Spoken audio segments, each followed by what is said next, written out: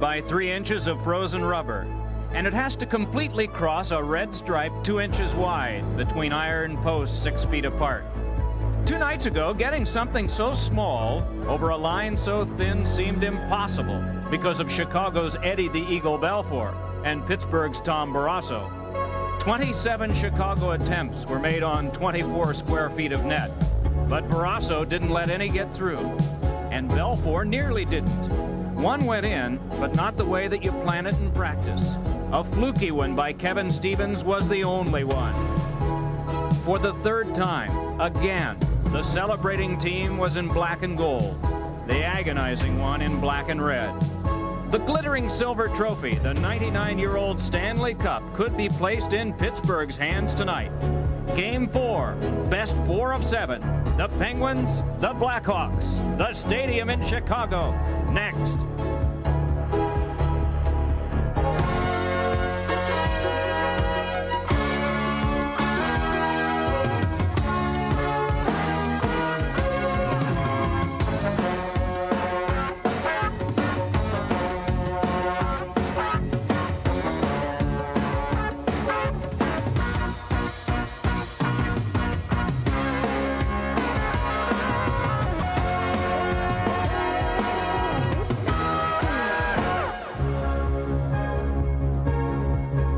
Stanley Cup playoff action on SportsChannel America is being brought to you by Lexus Luxury Automobiles, the result of a relentless pursuit of perfection.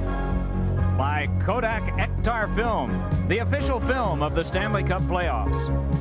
And by AT&T, proud sponsors of the 1992 U.S. Olympic team.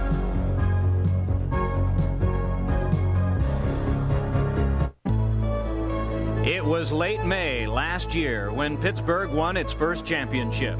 The Penguins could be the first back-to-back winners since the Edmonton Oilers of 1987 and 88.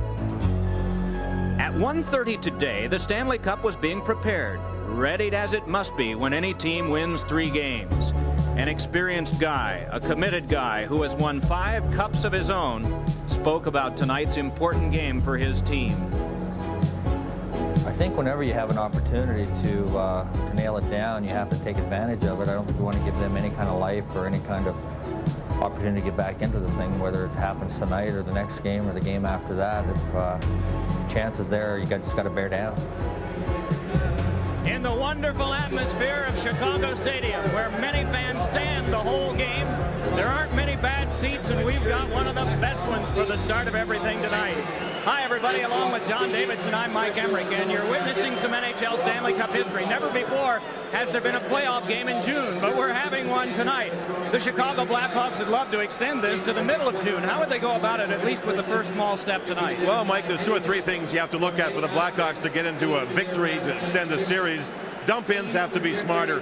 Pittsburgh makes you dump the puck in. Tom Barrasso handles the puck extremely well. The key is to keep the puck away from Barrasso when it's dumped in and to try and gain possession right away and save some energy doing it.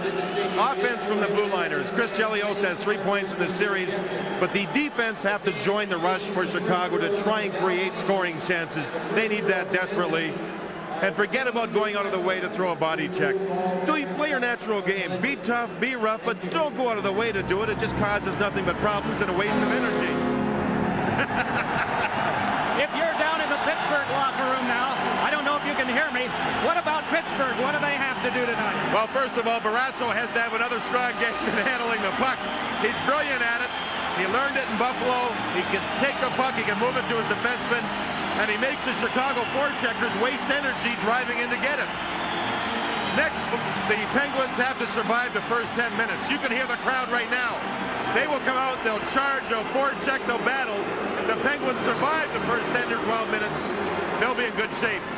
And maybe the biggest key of all, Mario Lemieux. 2 game-winning goals in the series. Remember this, last year, they beat Minnesota 8-0 to win the series. He flew his family in for that game. His family arrived again. He flew them all in. The whole family's here to watch this one. Mario could be dangerous. Well, the last 3 times that the Stanley Cup has been presented, it's been to the visiting team. In 1989, it was Calgary at Montreal. In 1990, it was Edmonton at Boston. Last year, it was Pittsburgh at Minnesota. See this face? You may not have seen this face before these playoffs, but most hockey fans have, and they've heard the wonderful voice of Wayne Mesmer. Wayne, the players have a warm-up before the game. Do you warm up, and if so, where do you do it?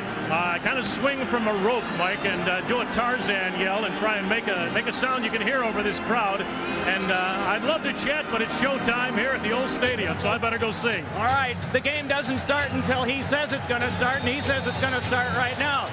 We got a couple of great singers upstairs ready to go, too. Bill Clement and James McDonald. All right, Mike, we haven't heard the fat lady warming up. The Chicago Blackhawks want to extend the series, and to do so, they're going to have to get outstanding goaltending.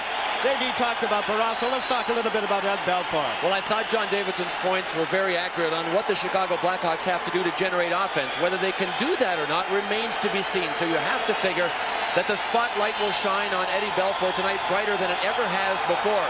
When you talk about a team that has only scored 5 goals in 5